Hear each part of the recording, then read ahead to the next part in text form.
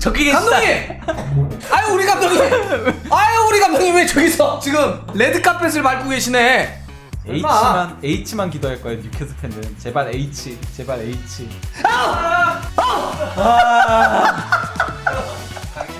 강인아!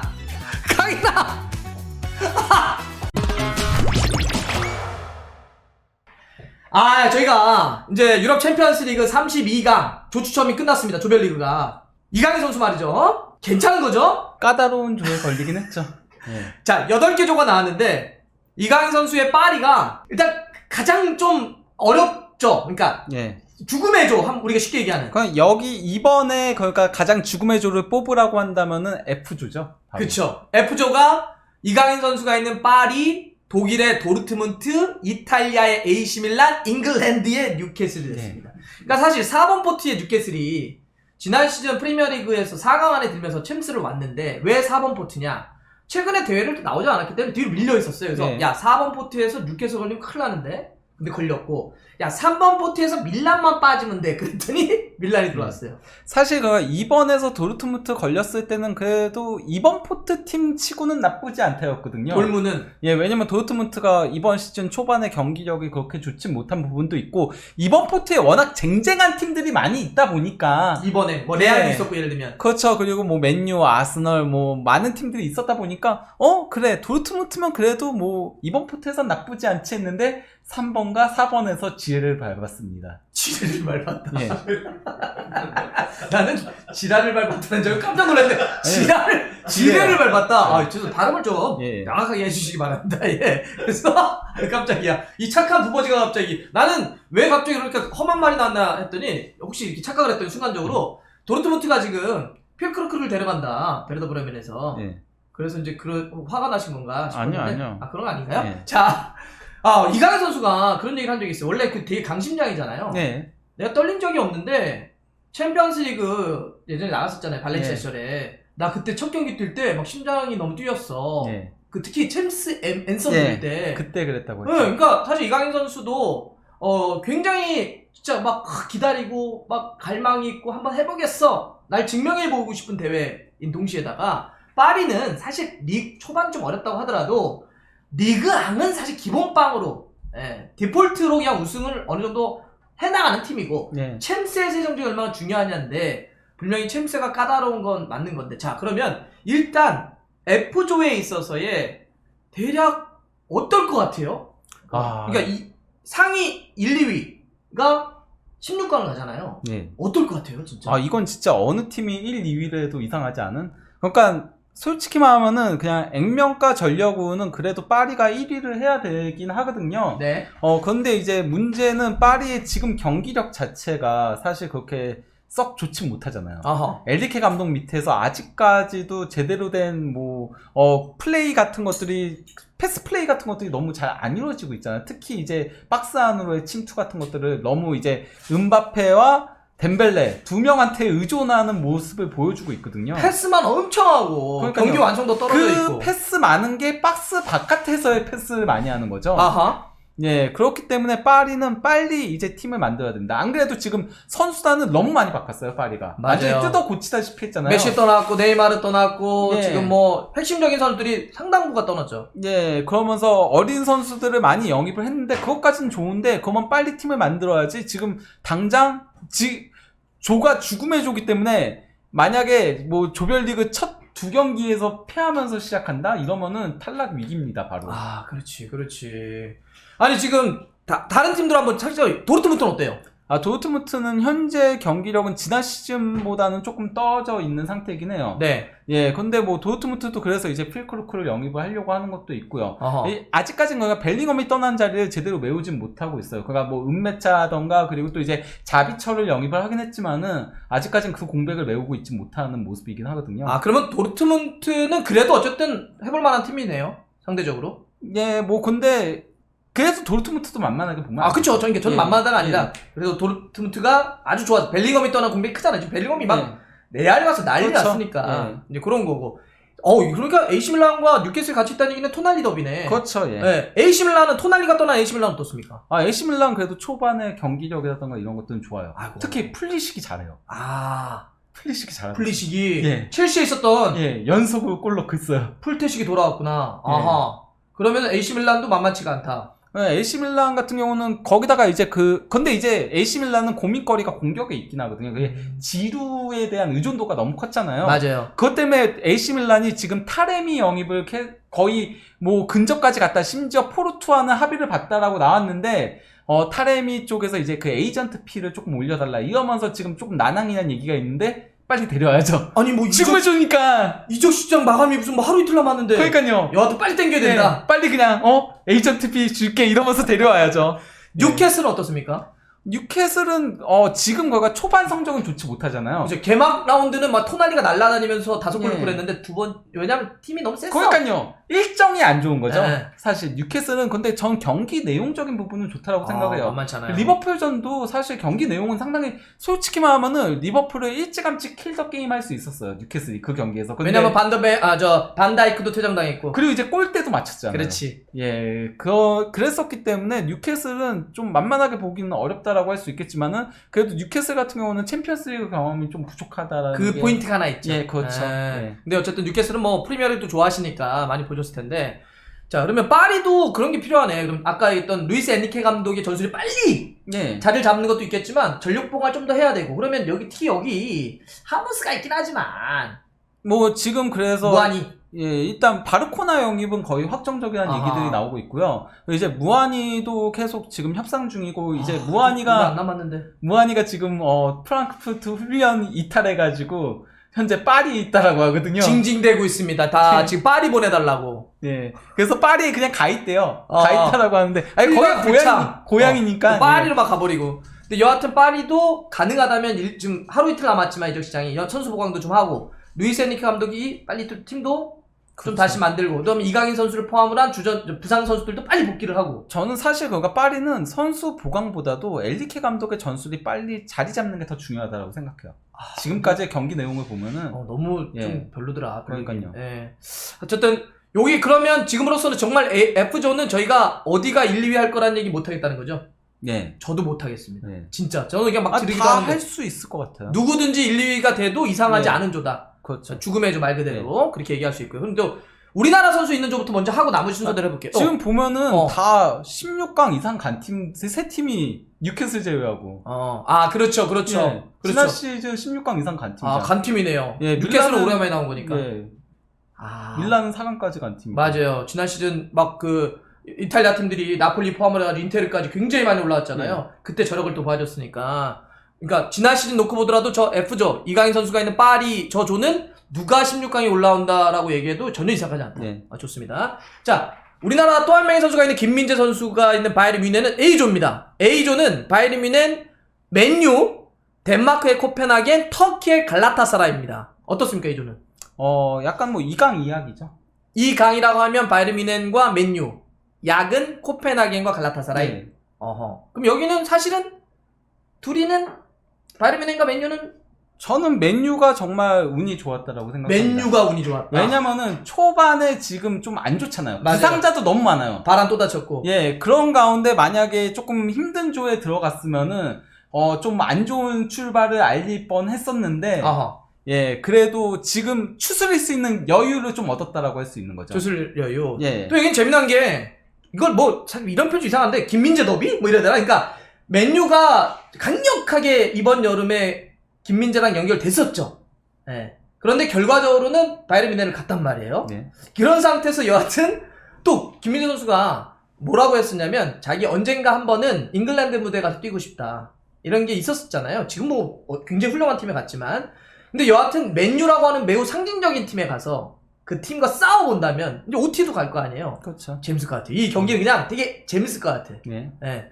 그리고 어쨌건 간에 그나마 그래도 까다로운 팀이면 갈라타사라이라고 할 수 있죠. 왜냐하면 갈라타사라이가 한참 떨어졌다가 원래 터키의 그 슈퍼 명가입니다. 근데 한참 떨어졌다가 최근에 올라왔어요. 거기다가 이스탄불이니까. 그렇지. 이스탄불 원정은 언제나 헬이죠. 예, 지옥의 원정. 지옥에 온 것을 환영합니다라는 게 가장 유명한 곳이죠. 그렇죠. 특히 특히 이제 잉글랜드 구단하고 붙을 때 더 전의를 불태우죠. 저 팀이. 맞아요. 유난히. 맞아요. 그 예. 역사적으로 그래서 사건 사고 많았잖아. 그렇죠. 옛날부터 예. 막 경기장에 했는데 뭐 하고 예. 뛰쳐 들어오고 난리 났었던 팀이죠. 그렇죠. 예. 그리고 여기는 해리케인도 있습니다. 해리케인이 맨유랑 싸우네. 뭐 맨유가 근데 해리케인은 아예 그냥 오퍼조차 안 했었다라고 하죠. 그러니까 그렇게 막 항상 연결됐었던 네. 요것도 재미난 구도긴 하네요. 근데 어쨌든 그래도 그냥 우리가 지금 예상해 본다면 바이에른 뮌헨 그래도 한 1위가 조금 더 유력해 보이고 맨유가 네. 한 2위로 네. 16강 가능 이런 구도겠죠? 현 시점만 놓고 보면 그렇다고 할 수 있죠. 자, 좋습니다. 그러면 A조는 그렇게 한번 좀 정리해 보고요. 또 저희가 갈 길이 많으니까 셀틱 우리 선수들 3명이나 있잖아요. 오영규, 권혁규, 양현준 있는 셀틱은 2조입니다. 네덜란드의 페노르트, 이번에 내한했던 스페인의 아틀레티코 마드리드, 이탈리아의 라치오와 한 조입니다. 어떻습니까? 힘든 조에 걸렸죠. 네. 왜냐면 아틀레티코 마드리드도 이번에는 그래도 보강을 쏠쏠하게 했고, 그리고 뭐 저희가 그 쿠팡컵에서도 경기 봤었잖아요. 상당히 잘하잖아요. 특히 그리즈만이 물 오르기도 했고. 예, 그렇기 때문에 아틀레티코 마드리드도 쉽지 않은 팀에다가 라치오도 이번에는 보강을 굉장히 잘했어요. 라치오가. 라치오가. 예, 그 로티토 회장이 약간 좀 사리 감독을 밀어주고 있거든요. 첼시 감독했던 쌀입니다. 예, 네. 그래서 지금 보강이 너무나도 잘 된 팀이기 때문에 라치오도 만만치가 않아요. 거기에 더해서 페노르트도 슬롯 감독 굉장히 최근 떠오르는 네덜란드의 그 젊은 명장으로 불리고 있는 거잖아요. 이렇게 말씀드리면 될 것 같아요. 슬롯 감독은 토트넘이 감독 계속 구하려고 할 때 이름이 올랐던. 그렇죠. 저 감독이 뭐 새로운 축구하고 막 재미난 축구하고 뭐 이렇게. 근데 이제 위약금이 너무 세서 결국은 포스테코글루 감독으로 가게 됐던 거였죠. 거기다 페노르트가 어쨌건 뭐 지난 시즌 LADBG에서 가장 재밌는 축구를 한 팀 중에 하나이고 거기다가 이제 전력들을 상당히 잘 지킨 편에 속해요. 페노르트는. 페노르트. 예. 근데 페노르트가 1번 포트였기 때문에. 예. 페노르트가 들어가면은 그래도 그 조는 좀 낫지 않겠냐라고 했는데 셀틱 입장에서는 아틀레티코 마드리드와 그러니까 2번과 3번에서 라치오를 만나버린 게 이게 그렇죠. 많이 좀 부담스럽다. 그렇죠. 아하. 그러니까 도리어 이렇게 되면은 세 팀이 다 만만치 않은 팀이 되어버리면서 올라가기가 솔직히 말하면은 이래저래 힘들어졌죠, 셀틱은. 근데 지금 라치오가 시즌 초반에는 좀 안 좋잖아요. 예, 그래서 이제 보강을 열심히 하고 있는 건 거죠. 사실 밀코사도 떠나면서 근데 그렇게 만만하진 않다? 네. 거기다가 셀틱도 안 좋아요. 로저스 감독 지금 조금 안 좋은 얘기들이 나오고 있어요. 리그컵에서 조기 광탈했잖아요. 첫 라운드부터. 그리고 그 다음 경기도 또 무승부에 그쳤거든요. 지금 셀틱이 이전의 셀틱이 아니에요. 포스테코글루 감독 때. 그렇게 봐야 된다. 그래서 조금 비교가 많이 되고 있거든요.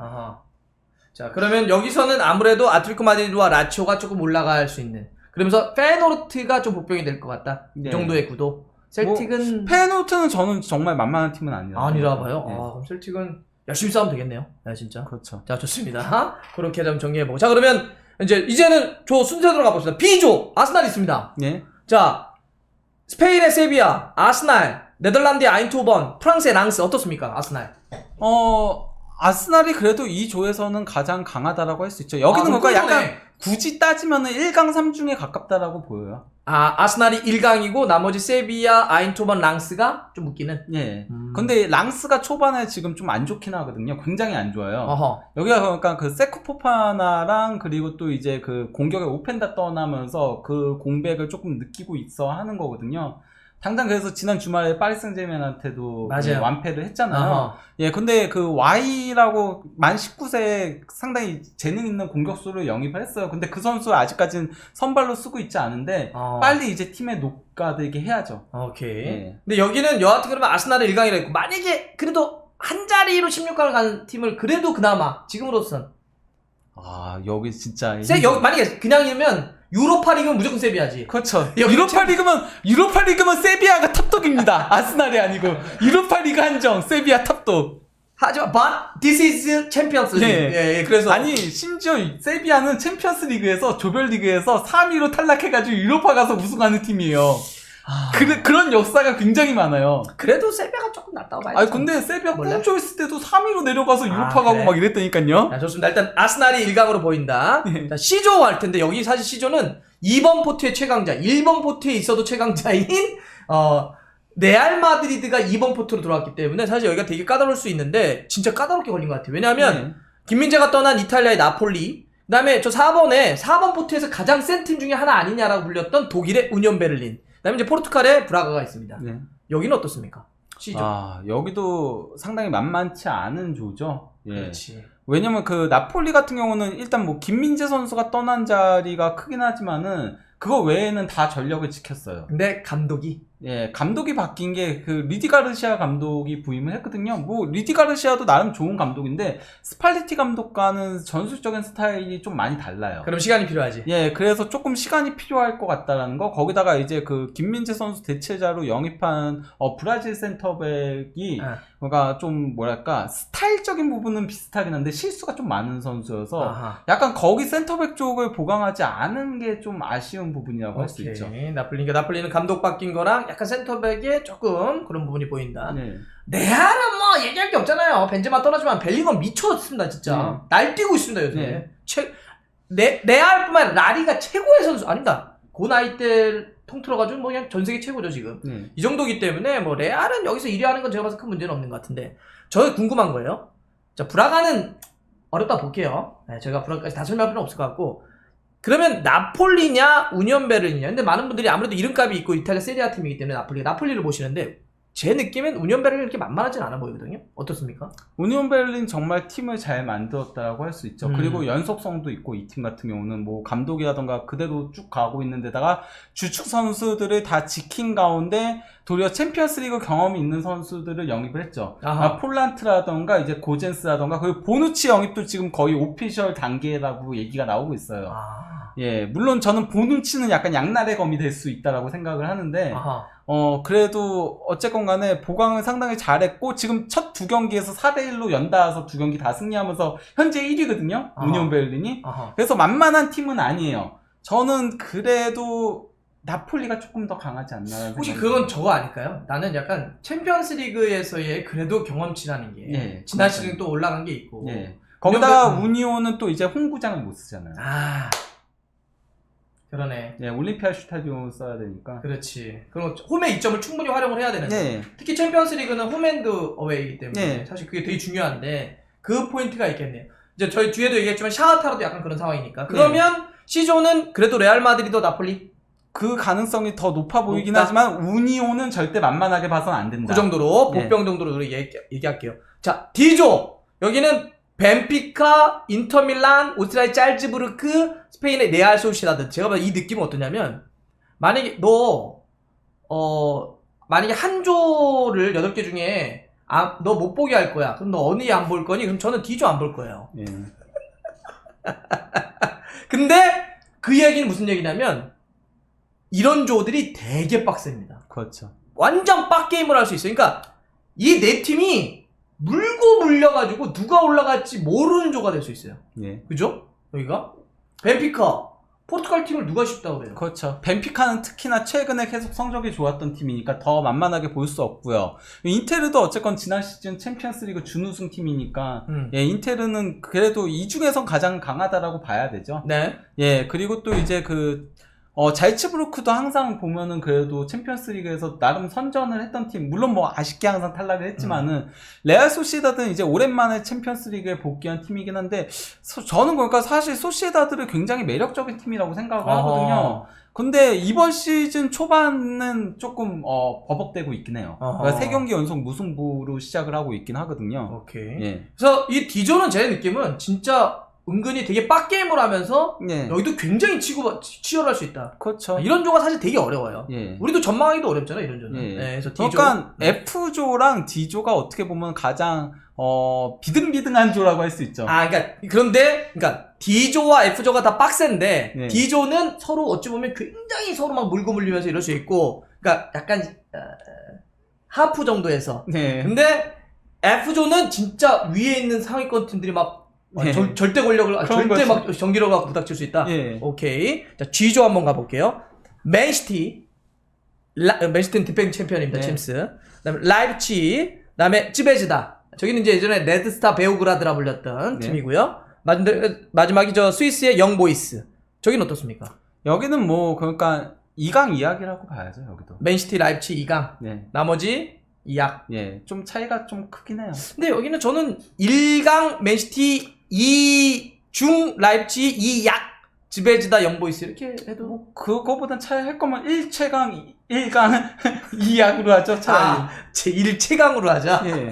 아니, 라이프치가 뭐 슈퍼컵에서 바이언을 3대 0으로 대파했을 정도로 지금 상당히 그래도 팀을 잘 만들었거든요. 아하. 예, 그렇기 때문에 예, 나머지 좋습니다. 팀들이 조금은 이 두 팀을 넘기는 어려워 보인다. 객관적인 전력 차도 크게 보인다라고 할 수 있겠습니다. 좋습니다. 마지막 H조. 바르셀로나 포르투 전쟁 중인 샤흐타르 엔트워프. 여기 제가 한 가지 먼저 물어볼게요. 샤흐타르 지금 전쟁 중인데 네. 지난 시즌 때도 그랬고 홈 어떻게 써야 됩니까? 지난 시즌은 폴란드에서 했었거든요. 네. 이번에 어디서 할지 좀 지켜봐야 될 것 같아요. 저희가 확인해 볼게요. 예. 자, 그런 약간의 전쟁의 아픔이 있습니다. H조는 어떻습니까? 바르셀로나가 16강 이번엔 무조건 가야 된다. 근데 바르셀로나가 요새 막 그러니까요. 조별리그에서 떨어지고 막 그러니까요. 2시즌 연속이잖아요. 이번엔 무조건 올라가야죠. 아. 예, 이번에도 못 올라가면 이건 문제 있다. 근데 진짜 꿀조가 돼버리긴 했어. 예. 그죠? 이 정도면 사실 이 정도인데도 못 올라가면 이건 진짜 안 되지. 그러면 차비 감독 정말 유럽 대항전의 그 새가슴이다 소리 듣게 되겠죠. 안 그래도 그런 얘기가 있거든요. 리그에서는 우승을 하는데 왜 유럽 대항전만 가면은 작아지냐. 예. 그런 얘기가 있었거든요. 라리가에서 우승을 했는데 너무 빨리 떨어져 버리니까 챔피언스 리그에서는. 그래도 이번에는 조편성이 네. 이번엔 무조건 올라가라고 만든 줘요, 저거 진짜. 뭐 아까 에릭이 해줬나? 아비달. 예. 에릭이 해줬나? 모르겠습니다. 누가 해줬는지 모르겠지만. 자, 그러면 2위는 어떻게 될 것 같아요?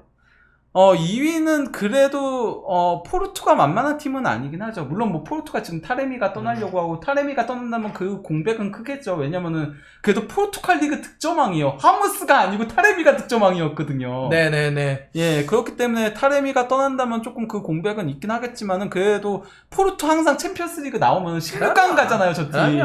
그러니까 예전에 그런 포지션을 어디가 차지했냐면 터키 팀들이 약간 그런 게 있었어요. 예. 근데 요즘은 포르투갈 팀들이 그러지. 그 과거에 올림피아코스도 약간 좀 그런 느낌이 있었죠. 아니면은 네덜란드 팀. 예. 그런데 요즘은 그거를 포르투갈 팀들이 거상으로 하면서 선수들 팔고 이런 거 투자를 통해서 포르투갈 팀들이 항상 변수가 되더라고요. 예. 그런 점에서 여기 바르셀로나와 포르투를 좀 볼 수 있다. 이렇게 저희가 싹 정리를 한번 해봤습니다. 근데 파리. 뭐 재미는 있겠네요. 경기 진짜 매 경기 다 볼만 나는 빅매치. 여러분들 그리고 이제 경기 일정은 나중에 한번 저희가 또 따로 정리해드리겠지만 바이에른 뮌헨이 A조입니다. 이강인 선수가 있는 파리는 F조입니다. 원래 챔피언스리그 우리 주중 수요일 목요일 새벽에 하잖아요. 두 선수 일정은 나뉜 거죠? 네. A, B, C, D가 같은 날이고 이제 E, F, G, H가 같은 날이니까. 네. 그래서 앞에 있는 4개의 A, B, C, D 뒤에 있는 E, F, G, H조는 요일이 나눠지게 돼 있습니다. 그래서 여러분들 나눠서 두 선수 동시에 두 선수가 열리진 않는다. 요걸 말씀드리고요. 그리고 끝으로 말이죠. 우리 크리스만 감독님, 우리 감독님 오늘 참석하셨습니다. 근데 레드카펫 외에는 잡힌 게 없지 않나요? 그 잡히면 이상하지. 레드카펫 들어올 때는 잡히더라고요. 그래서 이렇게 하는데 만약에 여기서 이렇게 보시는데 그거 하면 이상하잖아. 자, 이렇게 우에파에서도 일을 하고 계세요. 그래서 오늘 가셨던 것 같습니다. 이렇게 정리하는 걸로 저희가 좀 더 나중에 좀 더 자세하고 이런 건 또 한번 분석해 드리겠습니다. 오늘 고맙습니다. 부산에 비가 어마무시하게 옵니다. 큰일 났네. 여러모로 진짜. 지금 부산에서 비 온다 이런 얘기를 좀 해주세요. 주말에도 비가 올 것 같다는 얘기 하시는데 와라. 비 내려라. 어차피 제가 안 가는 거잖아요. 여러분들이 말이죠. 저를 좀 도와줄 일이 하나 생겼습니다. 무한도전에 보면 게릴라 콘서트 기억합니까? 갑자기 그냥 한두 시간 전인가 뭐 얼마 전에 공지하고 갑자기 어디 모여가지고 저희 콘서트 하니까 많이 와주세요 이랬는데 이거 하잖아요. 그럼 사람들이 안 오면 얼마나 썰렁해. 제가 이번 주말에 그런 걸 합니다. 부산 기장에 신세계의 프리미엄 아울렛이 있어요. 거기서 저를 일단 불렀습니다. 일단 뭐 대단한 거 아닙니까? 거기서 뭐를 하느냐, 팝업 스토어가 열려요. 대한축구협회 그 KFA의 플레이 KFA라고 그때 굿즈 만드는 거 있죠. 그걸 팝업 스토어가 딱 열리는데 저한테 와서 이거를 이제 홍보를 해달라는 그래서 제가 신세계에서 지금 온 거예요. 프리미엄 아울렛에서. 좋습니다. 뭘 하면 될까 그랬더니 사인회랑 사진을 찍으면 된대요. 아울렛이잖아요. 오실까요? 요즘 뭐 이제 대한축구협회에 대한 여론도 안 좋고 진짜 저기 가셔서 그 이강인 선수 사인했을 때 막 그 줄 쫙 썼던 거 있잖아요. 그거랑 비교해서 올려주세요. 사진. 예? 몰래 이렇게 사진 찍어가지고 도착해가지고 비교해서 예 이강인 팬 사인회와 박문성 위원 팬 사인회 비교 체험 극과 극 딱 이래가지고 올려주세요 사진. 여러분들 부산 지역에 사시는 분들 일요일 2시부터 3시입니다. 네, 진심입니다 저. 와가지고 제 사인 받아가십시오. 그게 더 재밌지 않을 것 같아요? 그렇게 하는 게?